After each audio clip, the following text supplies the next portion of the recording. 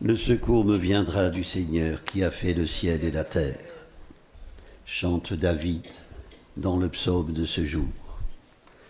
Frères et sœurs, c'est le psaume des pèlerins montant à Jérusalem, de tous les pèlerins dans la détresse. Cantiques, hymnes, supplications, actions de grâce.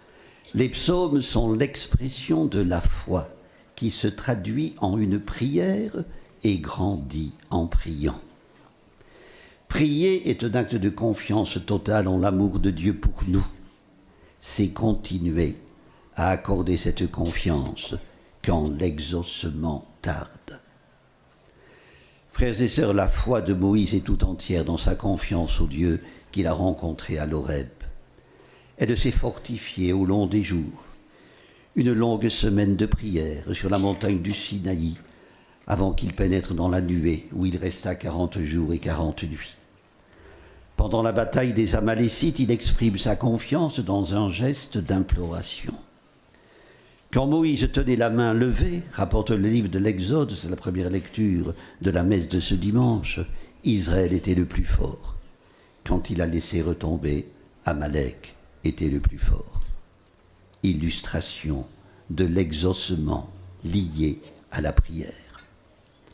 Un simple pater dit avec foi par un homme très humble, écrivait Léon Bloy, a plus de puissance pour percer le ciel que le télescope le plus gigantesque.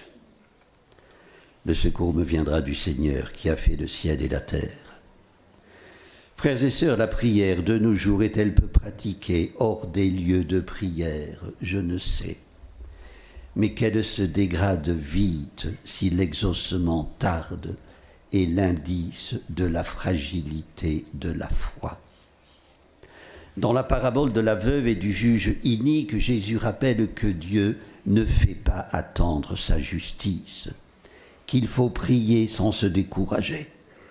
Foi et prière sont non seulement liées, mais la prière est la marque de notre fidélité.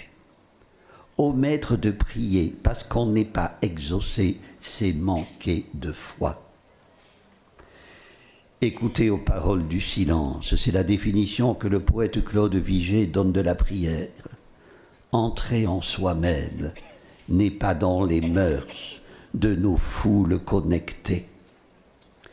Un curé de paroisse proposant d'initier de jeunes enfants à la prière les invita un jour à entreprendre un voyage à l'intérieur d'eux-mêmes, à fermer les yeux quelques instants, à ne pas regarder autour de soi. Sa surprise fut grande lorsque l'un d'eux lui confia le truc formidable, je cite l'enfant, qu'il avait vécu. Je suis descendu par un escalier et j'ai vu une porte.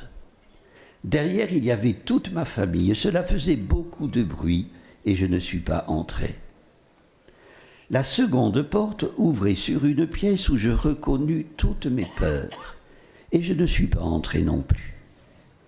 Derrière la troisième, il n'y avait personne. Je suis entré, je me suis assis et j'ai attendu. Admirable.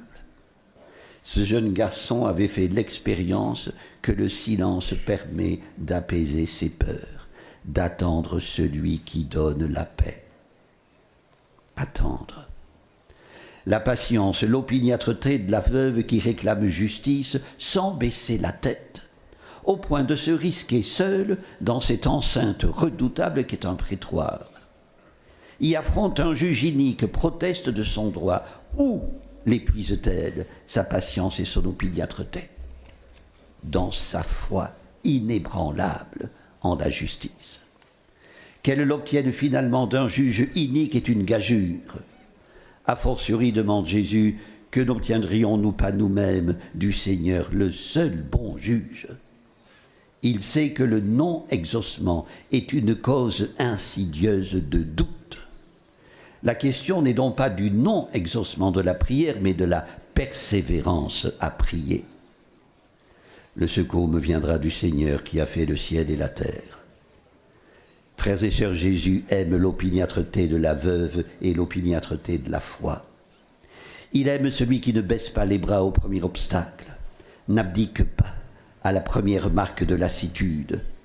Il n'abandonne pas celui qui est perdu dans la nuit de la foi. Tous les saints le confirment qui l'ont traversé. Les jours de grande sécheresse de mon cœur, de son cœur, Sainte Thérèse d'Avila, dont nous avons célébré la fête hier, regardait plusieurs fois l'horloge quand elle priait, mais elle s'obstinait à continuer. Ayons foi en Dieu, quels que soient les événements qui assombrissent notre quotidien et les horreurs qui le défigurent.